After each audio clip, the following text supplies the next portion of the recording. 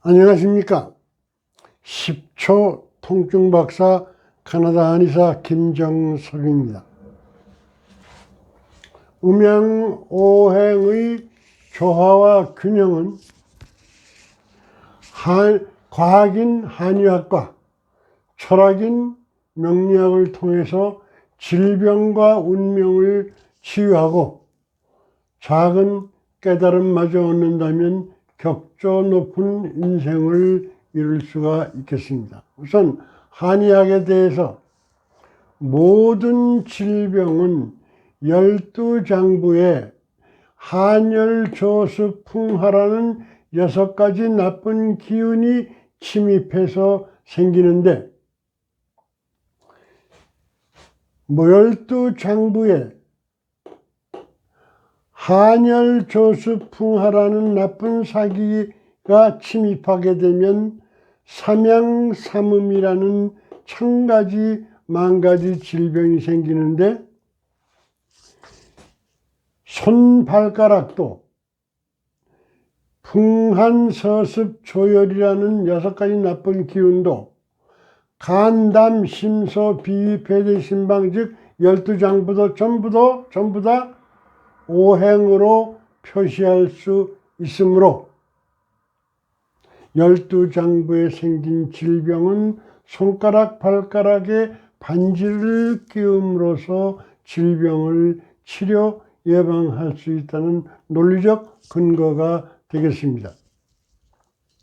모든 질병은 12장부에 6사기가 침입한 것이고 그런 면에서 치료의 절대 원칙은 6사기를 퇴출시키는 것이 치료의 원칙이 되겠는데 어떤 한의학적 치료 방법도 예외 없이 6사기를 어떻게 퇴출시키느냐에 대한 얘기입니다. 예를 들어서 간질이라든지 근육염, 쥐가 나는 것 이러한 것들은 간이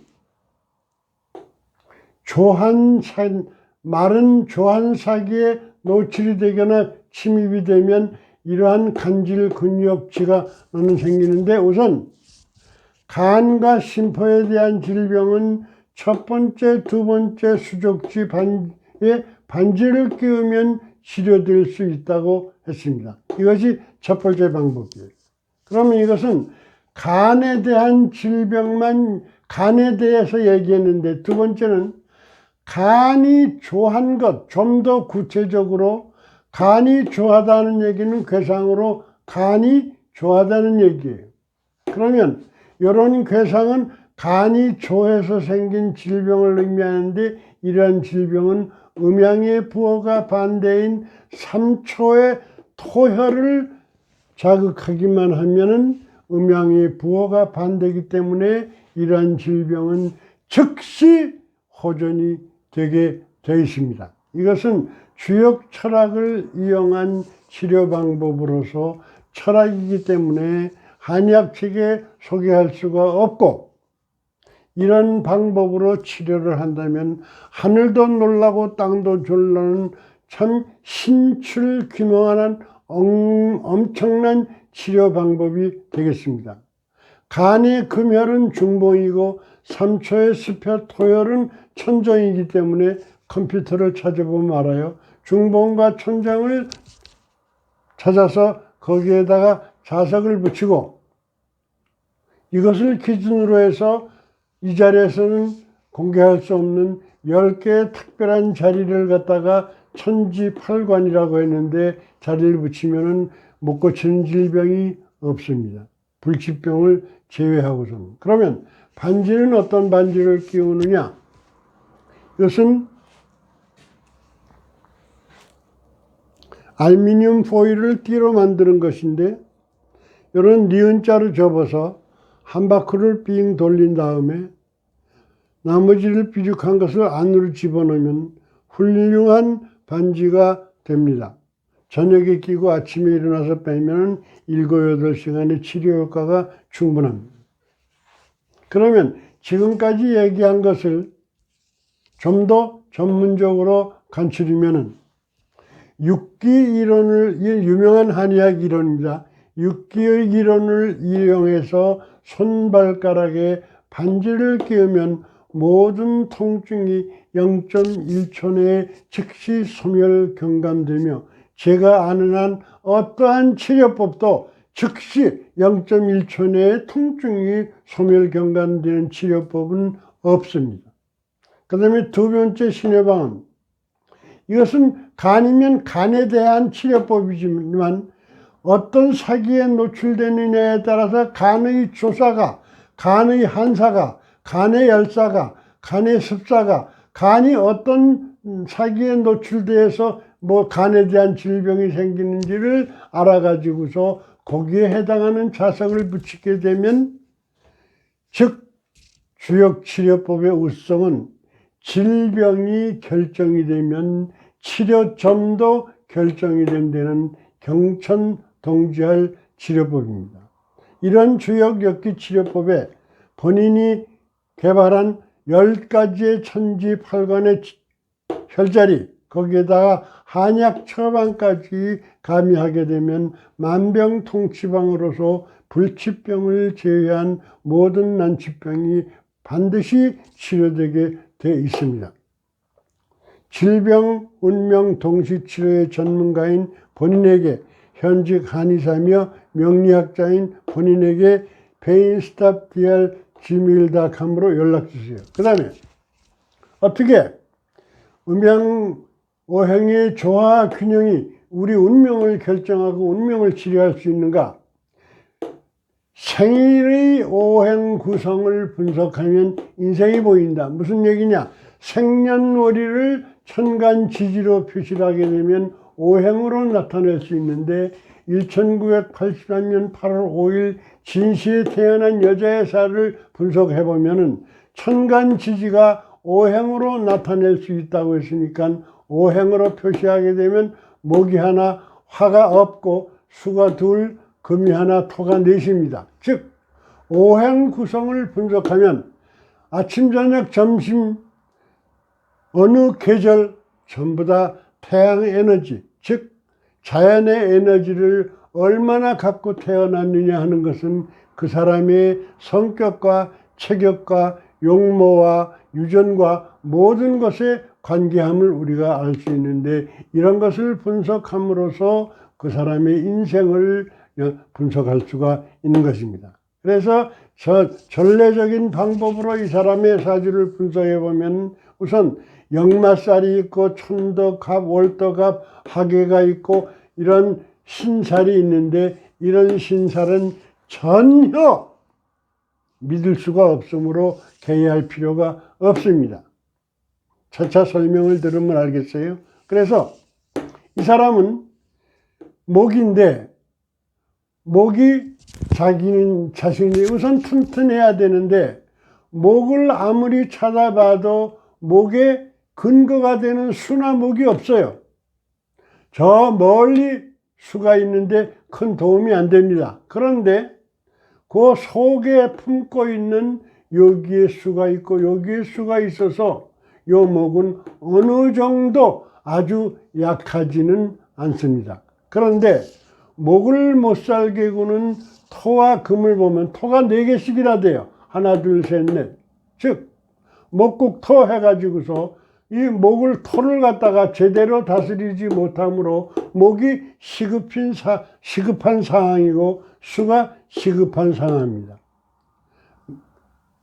화는 전혀 없어요. 이건 다행입니다. 왜냐? 목은 활은 목의 기운을 빼는 거기 때문에 있어야 도움이 안 돼요.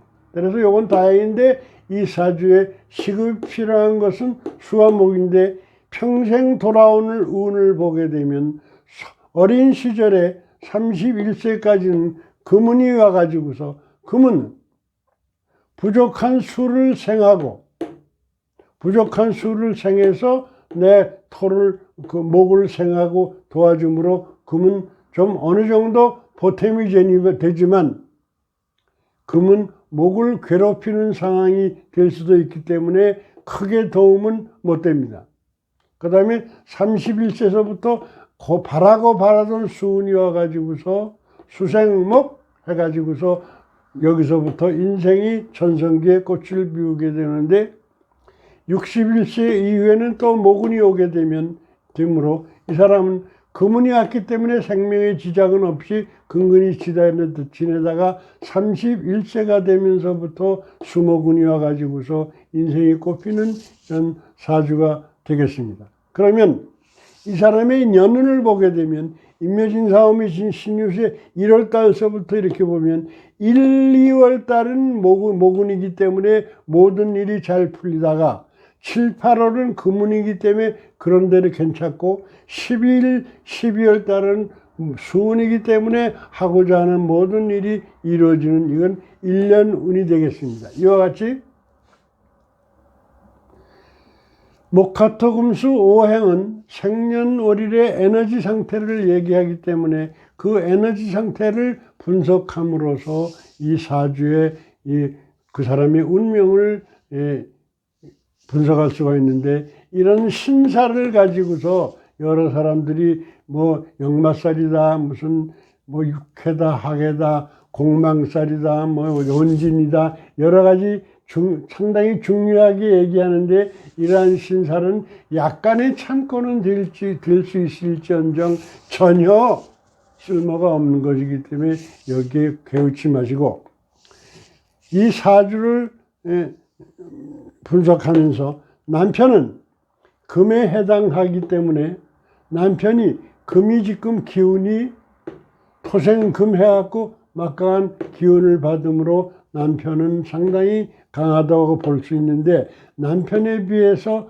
목이 약하기 때문에 남편이 쥐어쟁기는 즉 남편 때문에 힘을 못 쓰는 그런 상황이 되겠습니다. 자식은 화가 됐는데 화가 제로예요. 자식은 없을 확률입니다. 재산은 토가인데 토가 감당할 수 없을 정도로 많으면 오히려 빈궁함만 못하기 때문에 상당 가난하게 살 상황입니다. 질병은 토가 항상 부족하기 때문에 토가 항상 퇴과하기 때문에 몸이 비대하고 이 토가 퇴화하기 때문에 습병이 생겨가지고서 토를 여기서 제거하고 시급히 목을 보충하는 방향으로 살아야 되는데 목이나 수를 보충할 수 있는 가장 확실한 방법은 자연은 문제가 생겨도 문제의 발생도 문제 해결책도 몸속에 있는 것과 마찬가지로 인체도 문제가 생기면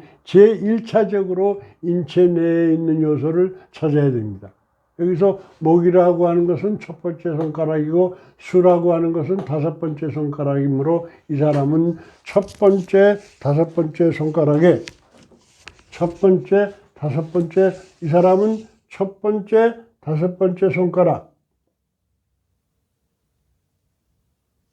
첫 번째, 다섯 번째 손가락에 반지를 끼우게 되면 질병도 인생도 크게 호전됩니다. 그러면 여기서 결론적으로 얘기해서 이 자연이라고 하는 얘기는 논리적으로 설명할 수 있는 사건과 도저히 설명이 안 되는 사건으로 구성되어 있습니다. 즉 좋은 학교를 나오고 좋은 부모 밑에서 훌륭하게 공부를 잘하면 잘 살 확률이 많지만은 공부도 못하고 학교도 못 나오고 형경도 좋지 않은 사람이 잘 사는 수가 있어요. 논리대로만 산다면 세상은 살 맛이 없는 거예요. 왜냐? 정해져 있으니까. 세상은 정해져 있지 않은 이런 매력으로 세상이 움직이는 겁니다. 즉 사주가 아무리 좋더라도 노력을 안 하면은 그 사람 인생은 꼽힐 수가 없고 아무리 나쁘더라도 노력을 하지 않으면은 아무리 좋더라도 노력을 하지 않으면은 인생을 꼽힐 수가 없을 뿐만 아니라 사주가 나쁘더라도 노력만 하게 되면 인생을 꼽힐 수 있는 것이 자연의 묘미입니다. 즉 자기의 부족한 것을 갖다가 채움으로써 좀 더 비논리적인 상황을 내 것으로 만든다면 얼마든지 세상을 바꿀 수가 있는 거예요. 그러면 오행의 조화 균형을 통해서 질병을 치료하고 인생을 바꿀 수 있는 길은 내 자신이 있다는 것을 명심하시고 노력을 할 것, 필요한 것에 반지를 끼울 것, 두 가지입니다. 질병과 운명을 동시에 치료하는 전문가, 현직 한의사이며 명리학자이며 서울대 출신인 본인에게 문의를 하시면 못 고치는 질병이 거의 없습니다. 불치병 빼놓고. 그 다음에 여기서 작은 깨달음, 인생이라는 것은 돈만 갖고 살 수 없어요. 즉 뭔가 좀 차원 높은 교양이 있어야 되겠습니다. 이거 살아가는데 굉장히 중요한 거예요. 그래서 아주 오늘은 근본적인 문제를 생각해 보겠습니다. 신은 있는가? 하나님은 있는가? 이거 대단히 대답하기 어려운 얘기죠. 제가 시간이 많지 않기 때문에 자세히 설명 못하고 신이 있는가 없는가 하는 얘기는 여기서 첫째 알아야 될 것은 신이라는 것은 무엇이고 있다, 없다 라고 하는 것이 무엇인가. 즉 단어의 정의가 약속이 되지 않으면 있는 것은 눈에 보이는 것만 있다고 한다면 하나님이 없죠. 있다 없다 하는 것을 갖다 눈에 안 보더라도 어떤 작용이 있다고 생각한다면 하나님이 있다고 생각할 수 있는. 또 신이라는 것은 뭐냐? 신이라는 것은 세상을 만들어 여러 가지 생각할 수 있는데 첫째, 신이 있는가 없는가를 답을 구하려면 첫째, 신이란 무엇이며 있다 없다가 무엇인가, 즉 단어의 정의부터 해야 되겠습니다. 두 번째,